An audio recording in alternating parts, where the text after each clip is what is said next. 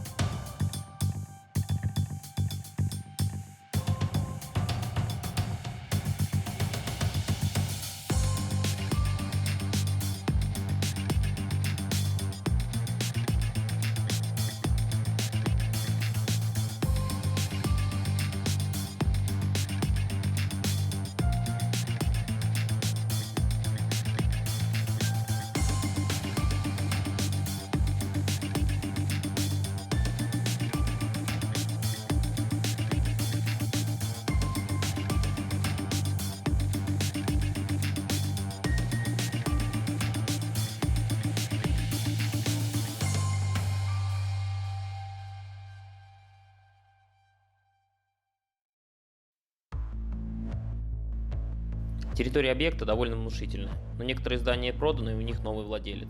А сейчас мы отправимся в передающий центр номер 4. Это вход в здание. Здесь, видимо, было что-то вроде проходной. Так понимаю, здесь человек проверял, кто входит и выходит из помещения.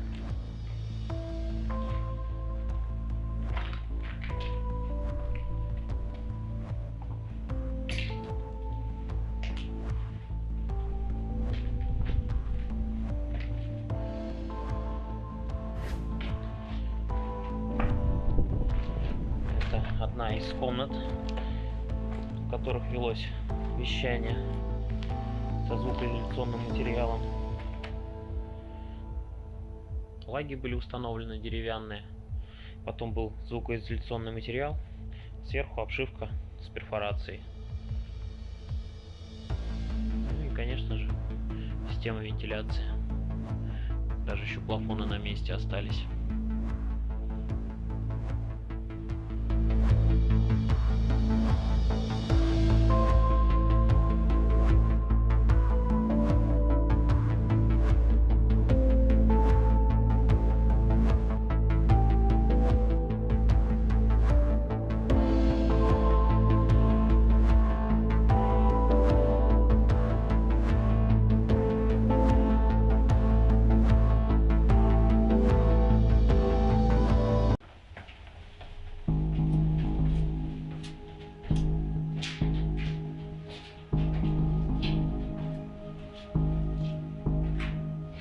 Начиная с 1976 года советские радиолюбители начали натыкаться на необычную радиостанцию, передаваемую на коротких волнах, на частоте 4625 кГц.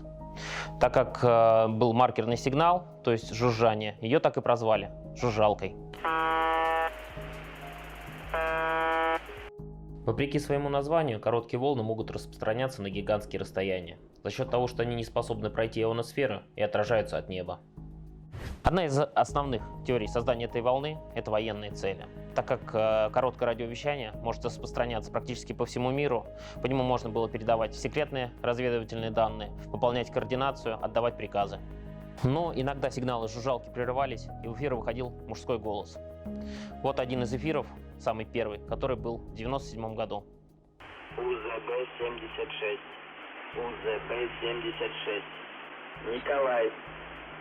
Анна, Иван, Михаил, Иван, Николай, Анна, семерка, четверка, единица, четверка, тройка, пятерка, семерка, четверка. Такие сообщения с некоторой периодичностью выходят в эфир, но расшифровать их никому так до сих пор и не удалось. Для этого нужна специальная тетрадь с шифрами. А это второй этаж передающего центра. Здесь было установлено оборудование, которое передавало сигналы на антенну. Здесь вот входы, видно в самом верху отверстия. Они выходили кабеля и шли прямиком к антенне.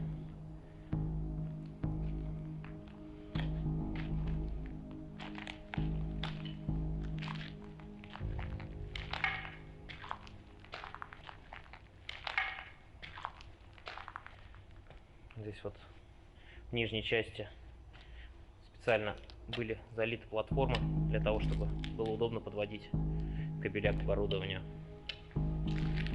Ну и также здесь была хорошая система вентиляции. Естественно, оборудование грелось.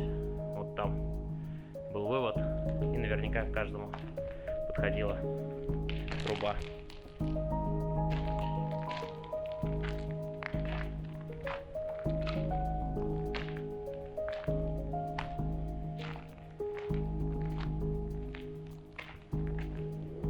Есть еще одна версия работы жужжалки о том, что если вещание жужжалки прекратится, то это будет сигнал начала ядерной войны, так как остальные линии связи будут повреждены. Но это всего лишь миф, потому что вещание жужжалки неоднократно прерывалось. Например, 5 мая 2010 года, без какого-либо объяснения. На следующий день она продолжила свою работу в штатном режиме.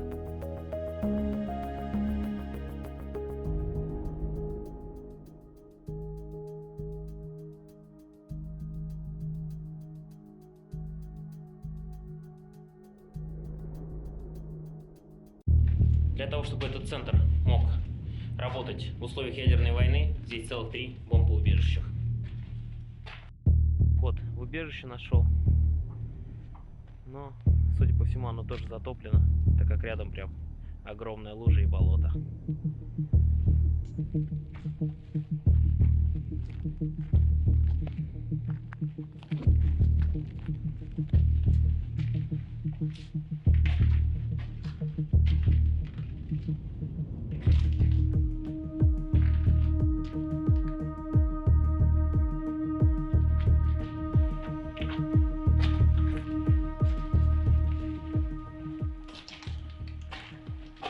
Да, здесь убежище затоплено, причем под самый потолок.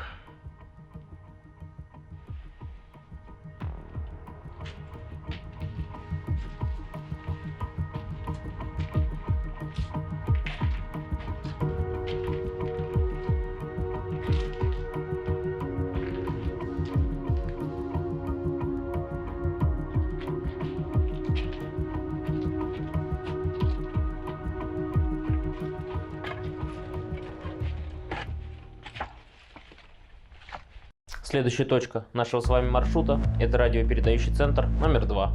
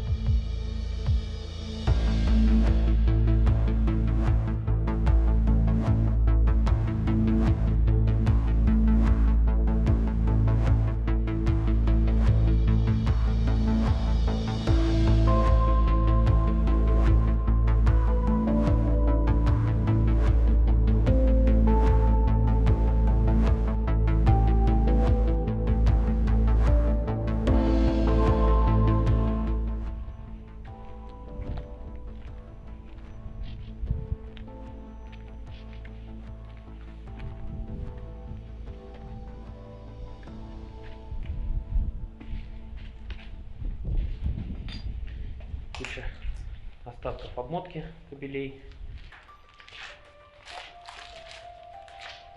Уборные, душевые.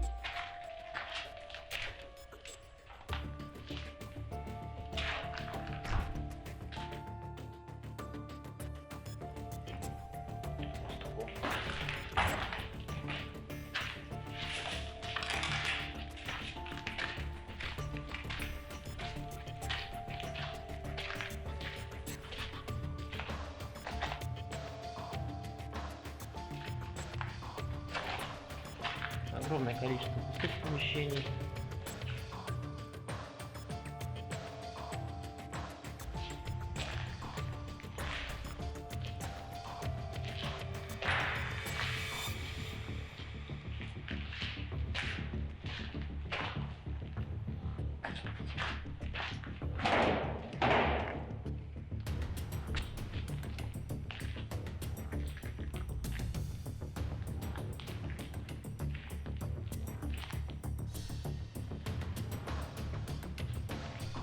Сюда по плитке здесь было емкость для охлаждения,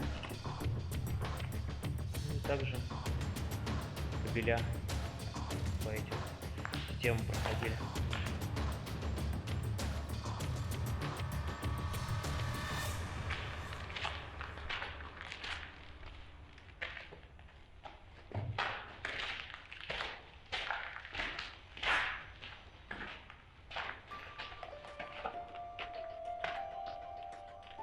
Здесь, судя по всему, как раз выход в кабельный коллектор. То есть кабеля от оборудования проходили по этому помещению, спускались вниз и шли в передающей части, то есть к антеннам.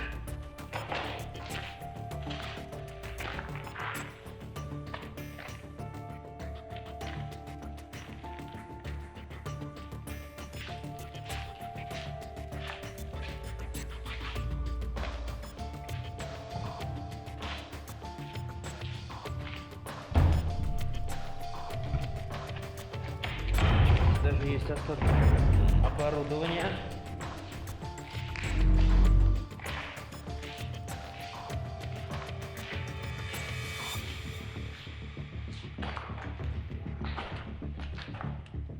И схема, судя по всему, схема заземления.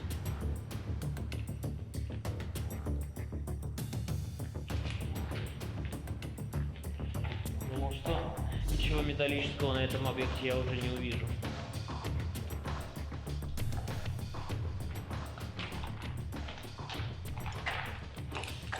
Так, ну это электрическая часть, включение-выключение положения.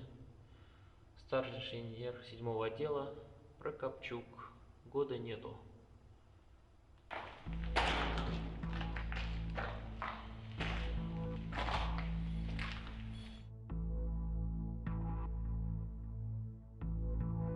Наверное, самое целое помещение, оставшееся на этом объекте.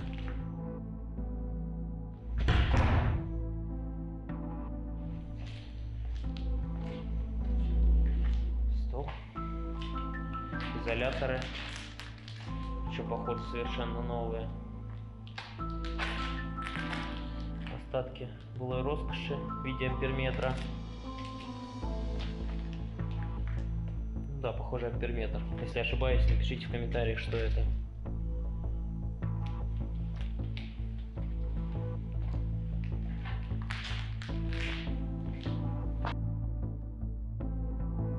С развалом Советского Союза многие думают, что радиостанция УБ-76 прекратит свое вещание. Однако этого не произошло, она наоборот нарастила свои мощности.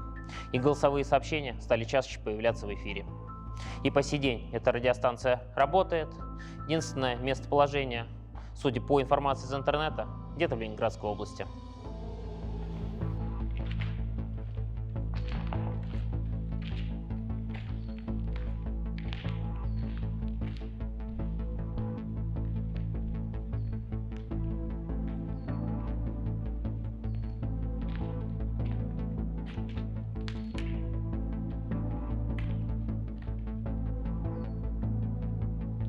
Также было установлено оборудование.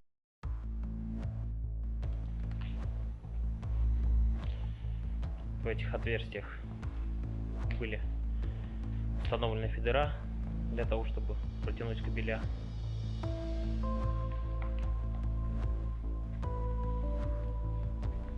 Это одно из первых зданий, построенных одно из первых зданий этого объекта.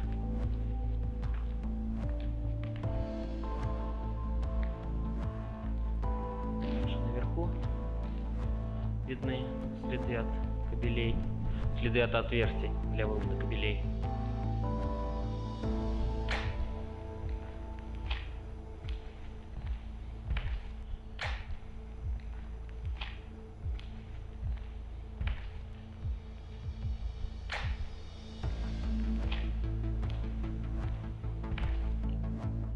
Вверху вентиляционные шахты, так как здания старой постройки, они были еще не металлические, не было металлических работ, просто из камня, в данном случае кирпича были сделаны.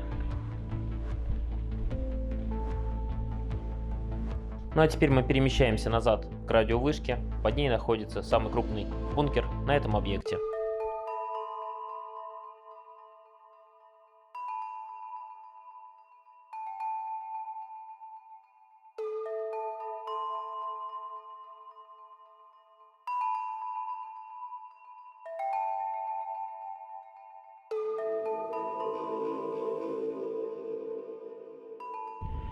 Прямо около антенны расположен один из самых интересных бункеров, так как он не затоплен.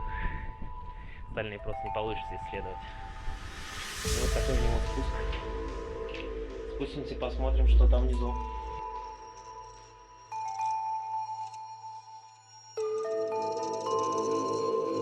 Сразу при входе нас встречает такая герма. Пытались ее распилить, но, видимо, ничего не вышло. Вот. И прикрывает она генераторную. То есть ее задача была как скрыть звук от работы вот этого маленького крохотного двигателя от подводной лодки.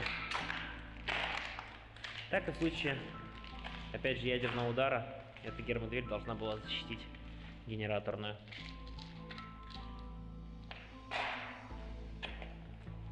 Из информации из интернета я слышал, что его уже нету. Но, как видите, он все еще на месте, еще не распилили. Хотя уже много чего не хватает.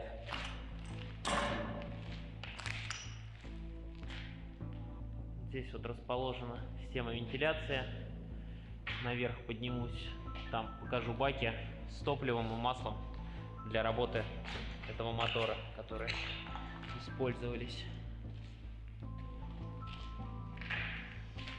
Здесь уже даже блок откололи. Коленвал.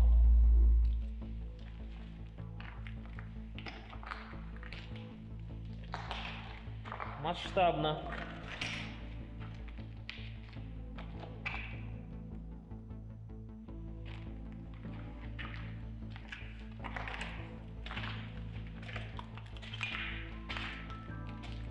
Вот так когда-то выглядел этот двигатель, и мощность его 1900 лошадиных сил.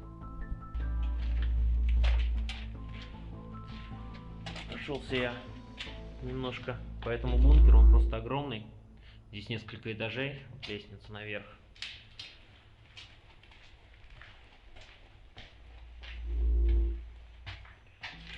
Здесь помещения с гальюнами, похоже, были, уборные.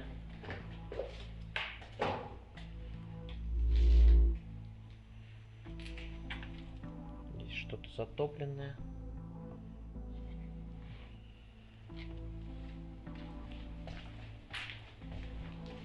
На самом деле поражает размах строения СССР. Это, конечно, не зернохранилище, в котором мы были. Кто не смотрел, ссылочка будет вверху. Но в целом бункер не маленький. С учетом того, что их здесь несколько на объекте.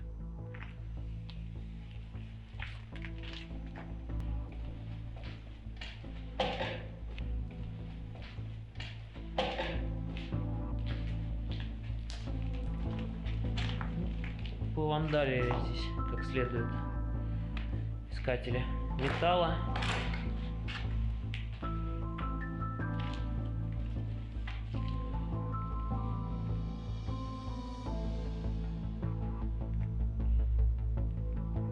Мощнейшая система вентиляции здесь видно была, так как оборудования было очень много.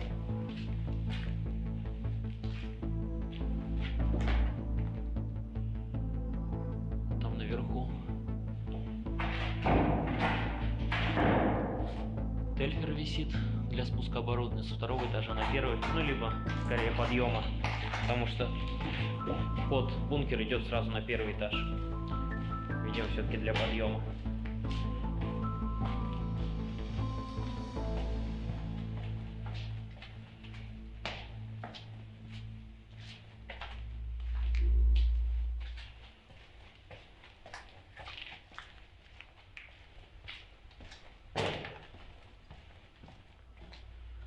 Так, здесь еще одно помещение.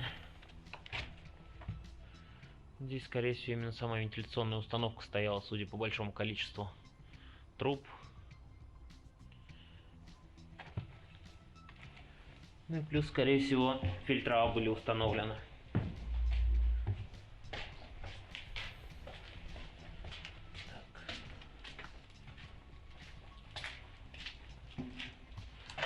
Вот этот второй выход, вернее второй вход в бункер, но по нему, я предполагаю, спускали оборудование, потому что на нем нет лестницы, сделано наподобие рельсов.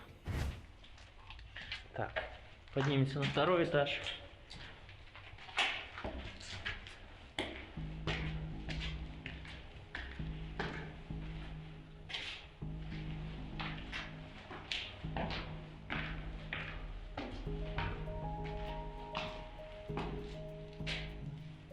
Экстренный пуск и стоп даже не украли. Так, на это помещение тоже были гермодвери. Она непосредственно связана с тем, где установленный был генератор. А вот и он.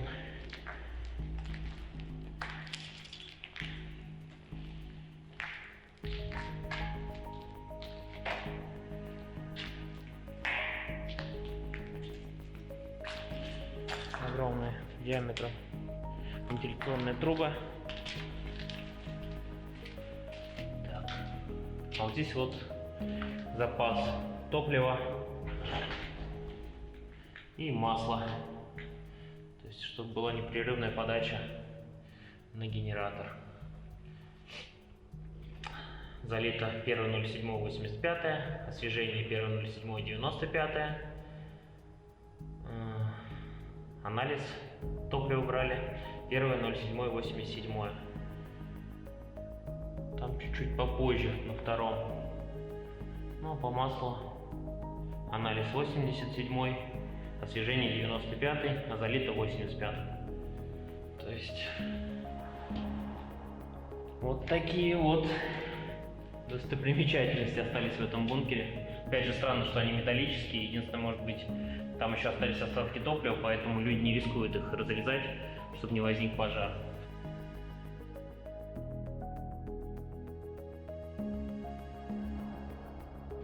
Гермодвери уже все спилены. Причем здесь их было аж 3 штуки. Одна, вторая и третья.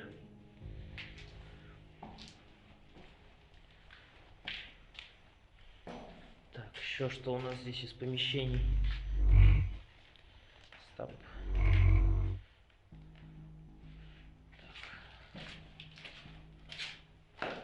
Ну, здесь тоже комнаты абсолютно пустые. Такие же, как на первом этаже, остатки мебели. Ну, либо это уже кто-то принес.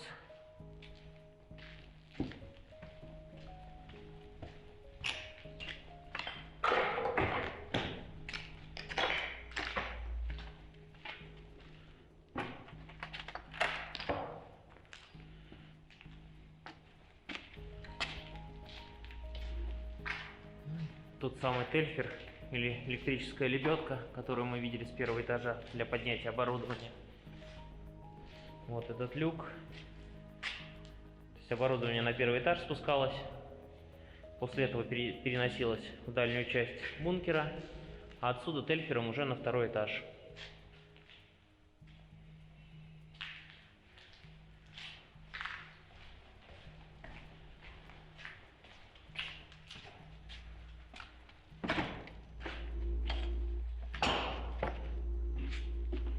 Посмотрим, еще там.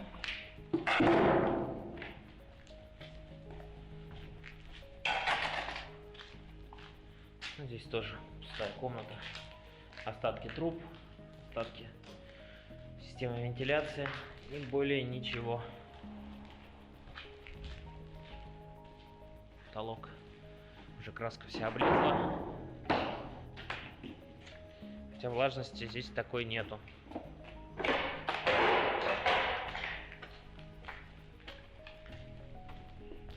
Я надеюсь, вам понравилось это видео о загадочном ОВБ-76. Подписывайтесь на канал, будет интересно. Всем пока!